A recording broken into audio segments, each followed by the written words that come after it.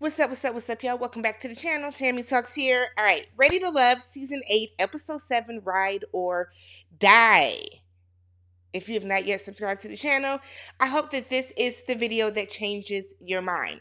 Thumbs up the video if you enjoy it. As always, hop in the comment section so we can talk about, because I feel like it's enough to talk about. Hop in the comment section. Let's talk about it down below. So let's get started. It is the Ladies Lounge. Ladies are in control this week. And Tommy lets them know that you're going to have the guys meet your best friends because your best friend is the one that knows everything about you. Your best friend knows your dating woes and mishaps and all that kind of stuff. So that person's going to be the most honest with you and the most honest with these men. So first up, we have Katarina. So her friend Allie meets Phil and Herbert. They did this little routine. They did this little routine where it's like, okay, this is Allie, this is Kat, and together we're Allie Kat. I was Phil. The is going on here? The way Phil was like, I don't ever have to see that again in life. I don't know what was going on before I got here. Phil was like, did y'all take a upper? Why are y'all doing this at y'all ages? Alley Cat, oh my God. So Phil said he don't want to see it no more. He will be content if he never sees it again. So Phil said that he gravitated towards Katarina through laughter. So they, sense of humor, that type of stuff, they were bonding. From there, they started to learn more about each other. So her friend, Katarina's friend, is like, well, communication is big for her. So how do you feel your communication is? Phil was like, you need to be asking her because she hasn't responded back to my text. And Katarina was like, you haven't responded back to mine. Pull out the phone, you get receipts. Sure enough, Katarina did respond. So here's the thing. This is what's killing me, and I'm going to really get on Herbert later. It seems like a lot of these men are not able to handle this setting where they're dating a couple of different women. And I'm a huge proponent that if you cannot handle this, if this is not the best situation for you, why did y'all sign up for this? Because, I mean, at this point, like, how long are we going to kind of use the I'm so busy, whatever excuse? Okay, so Herbert comes in. Herbert's attitude this episode was very much, okay? What do people say? Herbert gave me the ick this episode. So, her friend asks, what separates you, Herbert, from the other men? And he was like, it's me. What separates me in dating is that it's me. Now, that type of answer, like, while I like the answer, I feel like you still got to elaborate on it. You can't just say, oh, it's me, and then don't follow it up with anything. You know what I mean? So Phil goes on to say that, he likes to do different things. He likes to think outside of the box. And by them doing all these different things, they grow together and they build intimacy. Her friend was like, well, I like your answer. It was much more extensive, and told Herbert that he needs to step it up and come with it. And the way this editing was, it sounds like Herbert said, I need you to get up out my face. Now, I feel like that was editing. Because it wasn't clear. There was no type of reaction. And the ladies were just like, let's take a sip.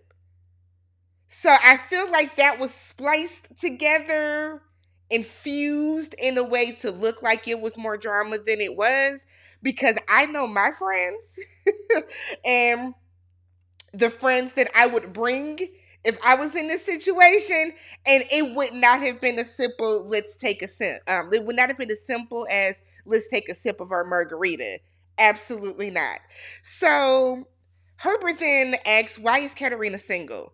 And we get into this very, very weird back and forth where her friend doesn't want to answer any questions, and it's like throwing questions back at Herbert. Feels like Herbert should be in the hot seat, but it's also like her friend is kind of in the hot seat too, so that she can kind of tell us about Katarina. Like, it was weird. It was combative. And I feel like we didn't get to the bottom of it. We didn't get to the bottom of anything. Her friend feels that Katarina is still single because she hasn't found anyone on her level. And Herbert said that Katarina is not his strongest, but she's up there. I didn't think that Herbert and Katarina had anything. Again, we're not seeing a lot of dates this season. I feel like the dates that we're seeing are being drawn out, but we're not seeing a lot of these dates. So we're confusion about why some of these people are saying that they have these connections. Aries. So Aries has her friend Lacey and Stephanie. So she has Chris and Phil come, Avi. So Chris said that he likes that she has a natural, peaceful, and calm aura about herself. And Aries does. Like Aries gives me the same vibe that Jill Scott does. You know what I mean? That vibe where they're just peaceful, they're going to give you a hug. Like they just have like a very like a calming presence. That's the vibe that Aries gets from that I get from Aries. Phil talks about his work situation. Okay. Okay, cuz let's Phil talks about how cuz they talk about ambition. And Phil was like, yes, I need an ambitious person too. He said, because I had to reinvent myself 4 years ago. Now, there's nothing wrong with reinventing yourself at all. There's nothing wrong with a career change at all, right? But the way that Phil said it was almost the way that Phil describes it is not like he's saying it because let me think about this.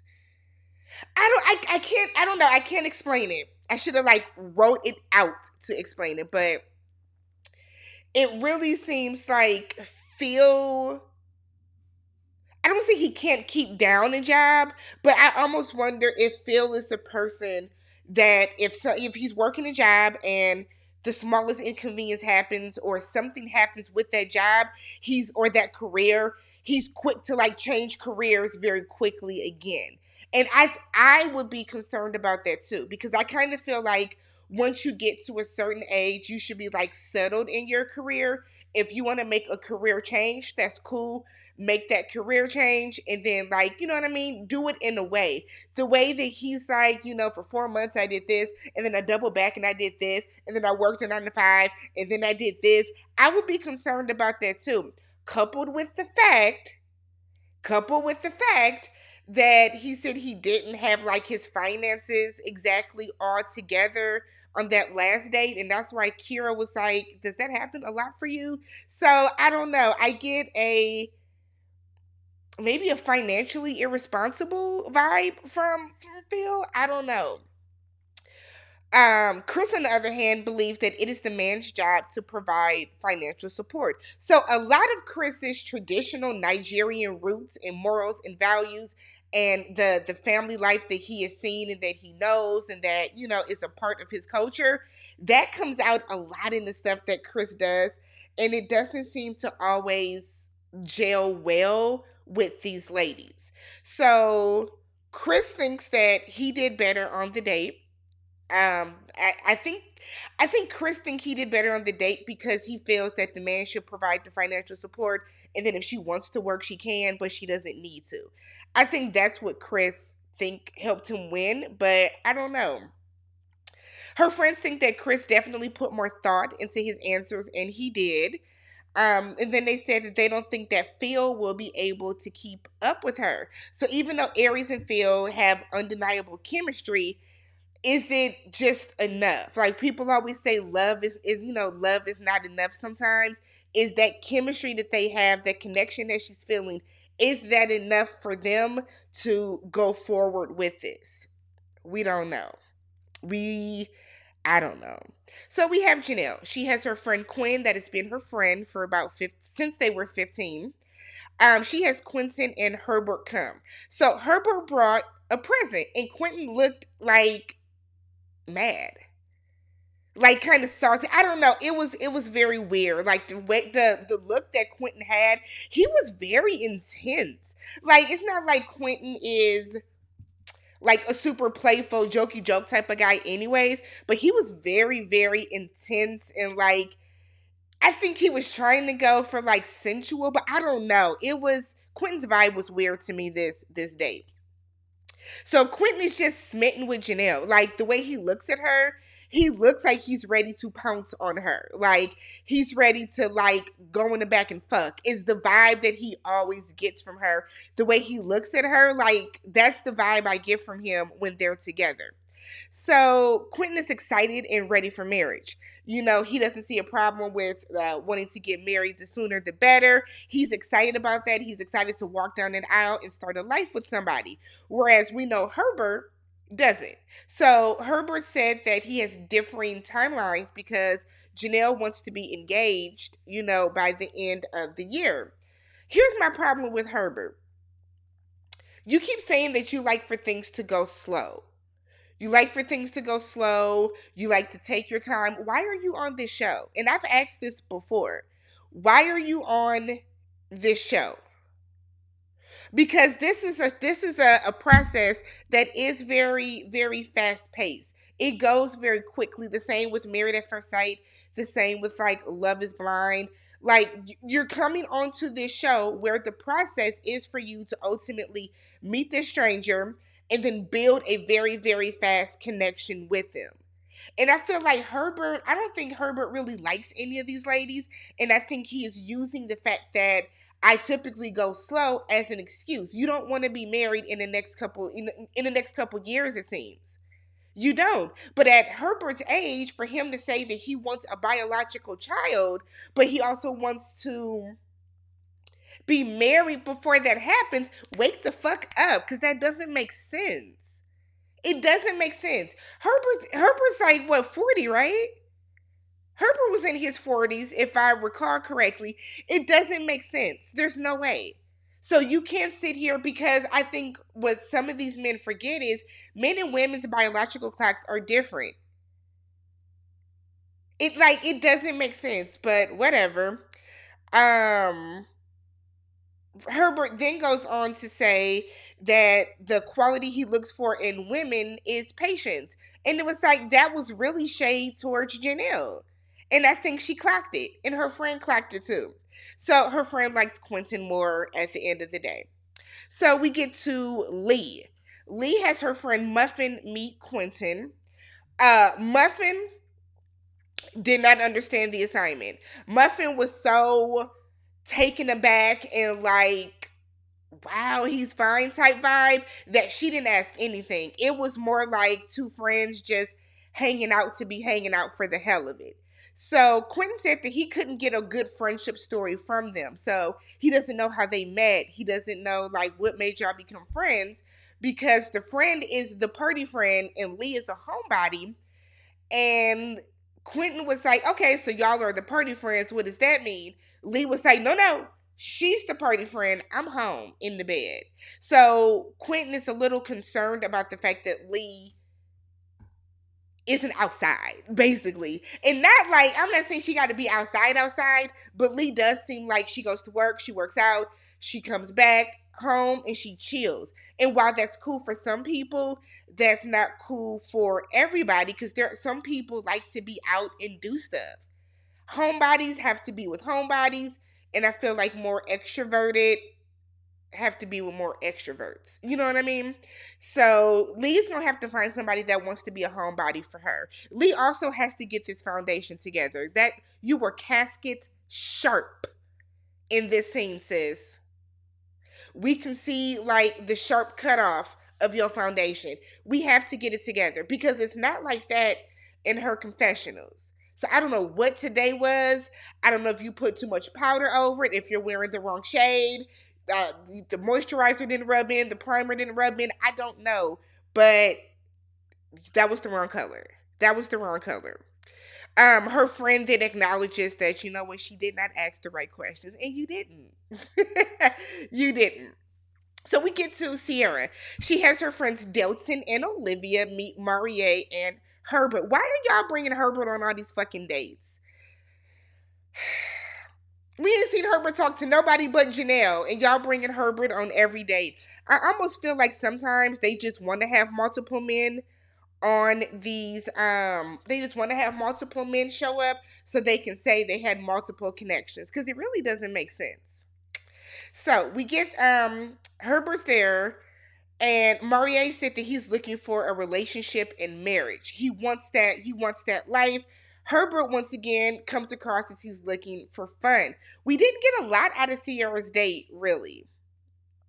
Her friends like Maurier. They say that Maurier is husband material, and Herbert's just looking for a good time, not a long time. We then get to Jessica. So Jessica has she said her mentee, Nyala, and her friend Tony to meet Chris and Maurier. And I was shocked that Maurier was there because I thought for sure Jessica was done with him after the whole tarot card situation, but maybe not. So Maurier comes in and has a gift, and Chris looks away. My whole thing is, y'all look. You can't look salty or whatever because somebody's bringing a gift. I feel like they always have this like look that's kind of like it's. I think a part of the reason is this cast is not likable. So I feel like everything they do is just kind of like ugh. But Maurier apologizes with the gift and not for his beliefs or what he enjoys, but the fact that it was just kind of sprung on them. And that was my whole thing with it too. It wasn't the fact that, he reads tarot cards and stuff like that. It's more or less the fact that I don't think that's something that you just pop up with and spring on people. I don't. You know what I mean? Like, I've never had a tarot card pulled on me or anything like that. So, if it's not something that we have ever talked about, don't just show up at my house and you pull out a deck of cards and decide, let me read your card real quick. Because I'm not going to like that either. It catches people off guard, especially if I didn't know that you were into, like, and if I didn't know you were into that.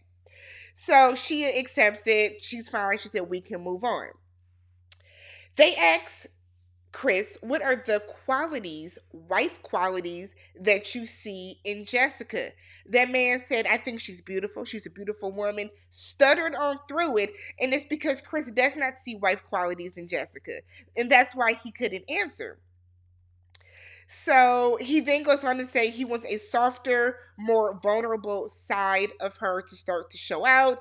Maurier said he likes her strong side because he likes to be challenged. He wants somebody that can keep up, that he can tell his nightmares and his dreams too.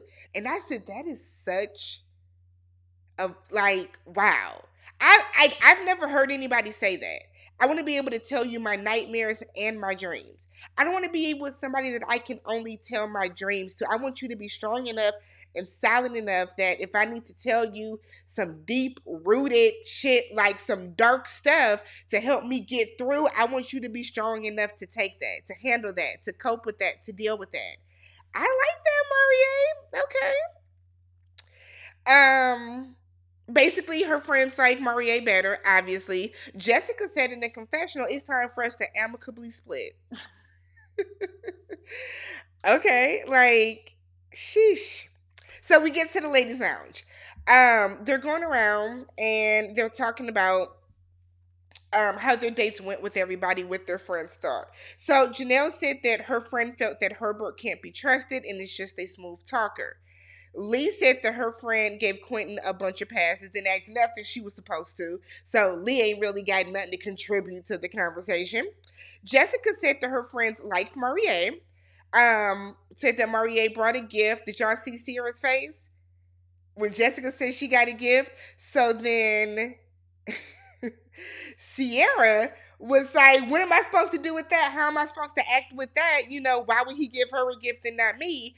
And I've noticed, now if Kira would have said that, Jessica and Janelle would have jumped all over her. They know who to play with. And Sierra clearly is not the 1, the 2, or the 3. Because they didn't say Nathan to her. So Aries, Sierra did mention that her friends think that Herbert just wants to fuck as well.